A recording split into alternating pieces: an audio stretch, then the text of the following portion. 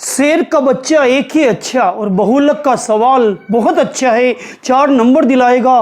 कोई सा भी बहुलक का सवाल हो, हम आपको ऐसी ट्रिक बताएंगे कि आपका परीक्षा में इस सवाल का सबसे पहले करना निश्चित हो जाएगा और पूरे 4 में से 4 नंबर आएंगे। तो देखिए, बहुलक का जो प्रश्न हर साल आता है, बोर्ड के एग्जाम में हर साल आता है कि निम्न बारंबारता बंटन का बहुलक ज्ञात करो।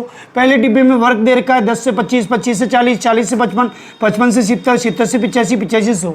दूसरे डिब्बे में बारंबारता फ्रीक्वेंसी 1 दे रखी है 6, 20, 44, 26, 3, 1। इन दोनों डिब्बों को हम वर्टिकुलर जमा लेंगे यानी लंबवत जमा देंगे, इनको खंबा बना देंगे, वर्ग का खंबा अलग और फ्रीक्वेंसी का खंबा अलग।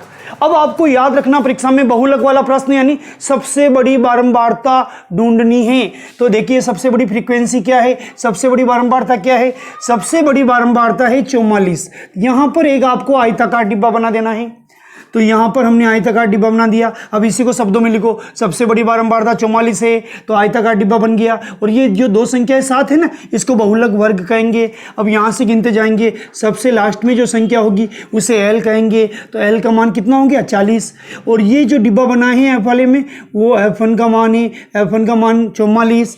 इससे ऊपर यानी 1 से छोटा क्या होता है? 0, तो F0 का मान 20 हो गया। और 1 से बड़ा होता है 2, तो F2 का मान 26 हो गया। फिर से सुनो साहब, सबसे लास्ट की संख्या को क्या कहते हैं? L 44। ये डिब्बे वाली संख्या क्या है? F1।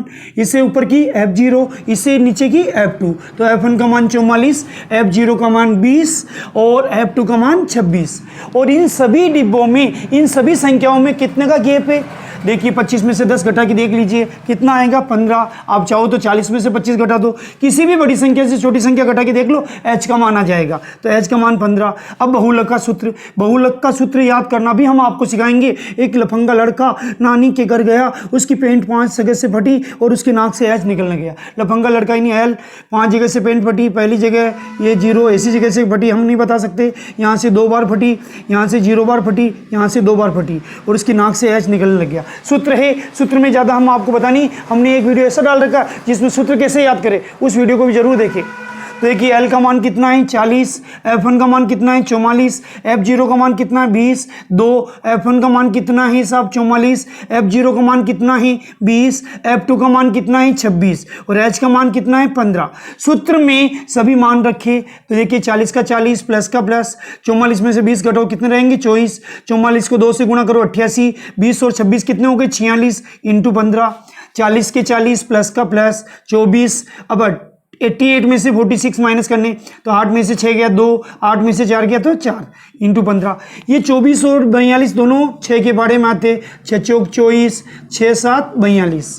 तो इसको हमने 6 से काटा, 6 चौक 24, 6 7 42। इधर देखिए, 40 का 40, प्लस का प्लस, 15 इंटू 4 कितना होता है? 60। 15 चौक 60। किसी को 15 पारा नहीं आते तो 4 को 15 से गुणा कर दो, कुल मिला के 15 और 4 को गुणा करना 60 आएगा। 60 में 7 का भाग देंगे तो आएगा 8.57।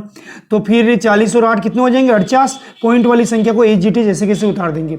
फिर से सुन लो, 60 में 7 का भाग देंगे, 8 बार जाएगा, फिर पॉइंट के रूप में 57 आएगा। 40 और 8 कितने हो गए? 48.57।